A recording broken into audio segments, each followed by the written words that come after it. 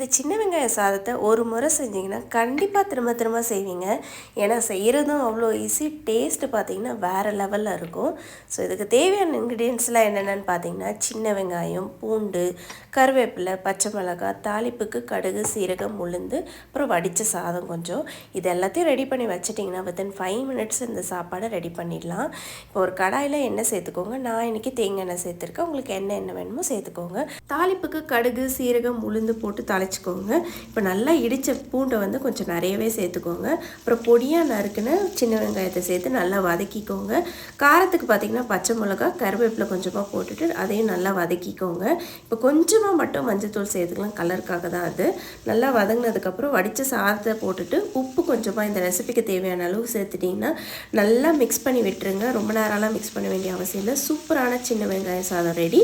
நம்ம இன்னொரு ஷார்ட்ஸில் பார்க்கலாம். பாய்.